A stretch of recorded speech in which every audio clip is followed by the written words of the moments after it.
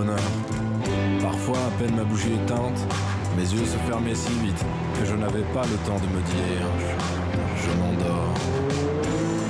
Et une demi-heure après, la pensée qu'il était temps de chercher le sommeil m'éveillait. Je voulais poser le volume que je croyais avoir encore dans les mains et souffler ma lumière. Je n'avais pas cessé en dormant de faire des réflexions sur ce que je venais de lire. Mais ces réflexions avaient pris un tour un peu particulier. Il me semblait que j'étais moi-même ce dont parlait l'ouvrage. Une église, un quatuor, la rivalité de François Ier et de Charles Quint.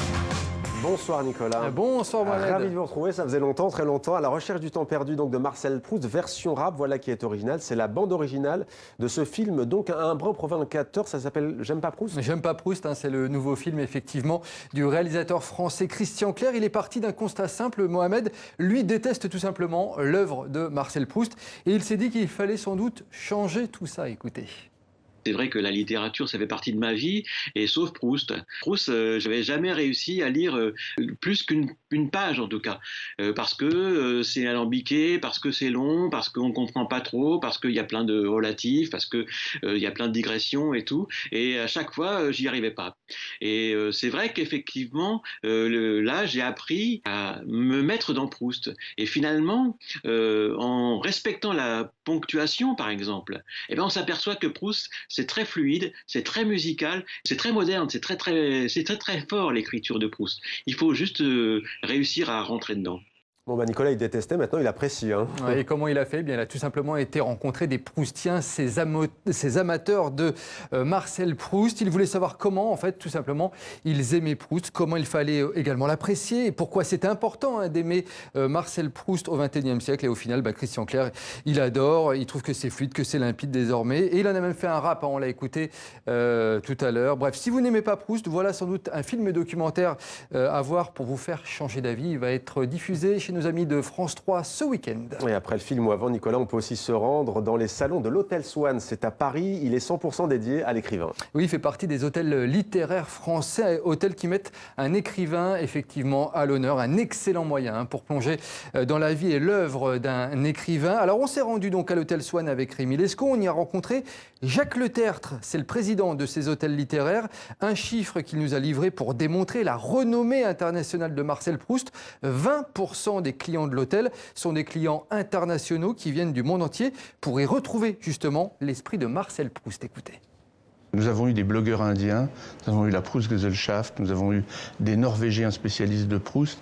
Vous ne soupçonnez pas à quel point c'est l'écrivain français sans doute le plus lu à l'étranger. Ils l'ont déjà lu avant, ils ont préparé le voyage, ils veulent connaître tous les lieux proustiens. Nous avons fait un plan de Paris pour eux, où il y a 70 lieux proustiens qu'ils peuvent aller voir.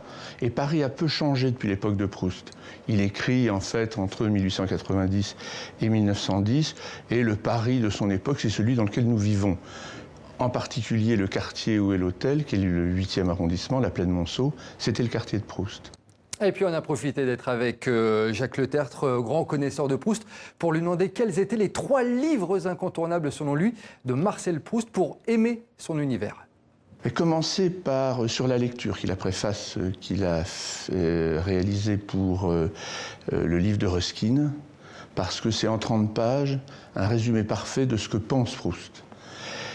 Il faut ensuite lire du côté de chez Swann, parce que c'est le début, c'est le rythme et tout, et surtout lire Le Temps retrouvé, parce que Le Temps retrouvé, qui est le dernier, eh bien, c'est celui que personnellement je préfère. C'est une révolution dans l'écriture. On n'a jamais écrit cela et on n'a jamais écrit comme cela.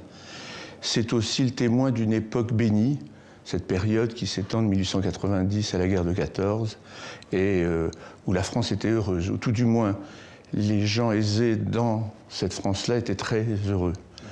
Et la guerre sera le désastre complet, la fin de ce monde-là. C'est pas un hasard s'il est très symbolique de ce qu'on appelle la Belle Époque.